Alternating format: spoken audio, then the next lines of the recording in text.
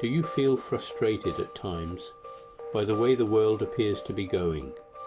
Do you feel as though there is nothing you can do to change the direction we appear to be headed? Among the many are the ostrich option. Bury your head in the sand and wait for the monster to pass you by. Join a movement opposed to things you do not agree with. Try to create a reality within which you feel safe, or none of the above, your choice.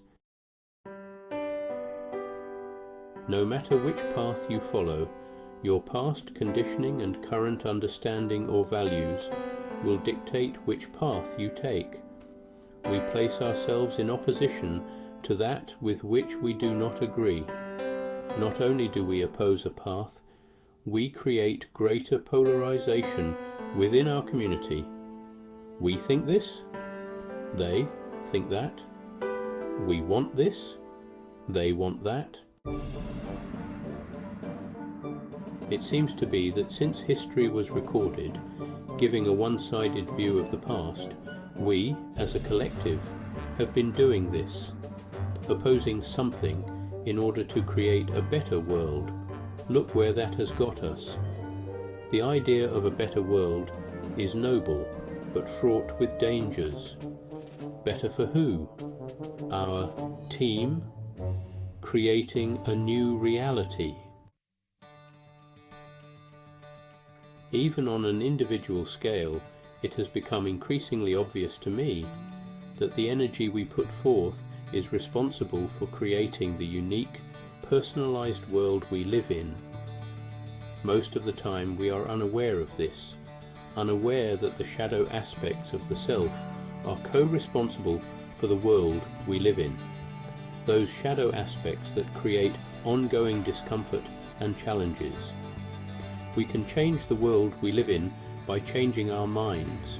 Not an easy ask, surrounded as we are by so many conflicting stories. We appear to be forced to take a side, attack that, defend this. So instead of taking a step or two back and seeing that which unfolds being a result of the energy we have given it, we remain lost in the drama, taking it all super seriously, continuing to energize our point of view. Imagine tens of thousands, perhaps millions of people all believing in the same story, all giving energy to a commonly held belief. Surely this must have a major impact upon the manifesting reality, even more obvious when another group of millions hold different beliefs. It's easy to see how we are pressured into a greater divide. This then equates to more energy being given to your side, which only aggravates the situation. No matter which side of the fence you believe yourself to be on, the situation becomes increasingly stressful. So, assuming a cloud of fear sits above each of us, not just above but all around us, we swim in this sea of information. Call it the mind of God, the quantum soup, the field, the holographic universe. Call it what you will. It is the sea of consciousness within which we all exist. If enough fear is generated, it must originate and exist in this field. Anything that exists in the field is available to all who swim in this sea. Surrounded as we are by such strong emotions, it is hard, if not impossible, to see the world with any clarity. When we cannot see clearly, we try to impose our personal or group values on the rest of society, yet this cannot be done without creating more polarity within the various groups in the collective, which continues to aggravate the situation.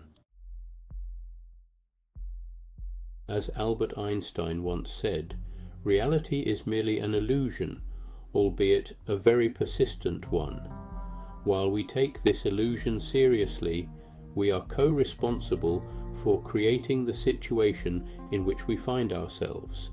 If we truly want to create an illusion that is not built on so much polarity, I suspect that certain stressors and tensions are needed in this world. The issue is that the extremes on each side of that equation are becoming more polarized by the month. Then, first, we need to collapse the amount of fear that currently holds so many in its grip. To do this, we must first collapse any fear that exists within us. A challenging task, even for those recognizing the need to do so. As we reduce our own identification with fear, then instead of supporting a fear-based reality, we open the door for an alternative. Next, the energy we put or take from the field cannot be based upon personal likes and dislikes. Remember, this leads to greater opposition and further deepens the divide between people. I suspect that an evolutionary step is required here. 1. Without preconceived ideas, without judgment, without projecting one's preferences over another. Hard to do while under the cloud of fear, and while still believing that you can change the world by doing something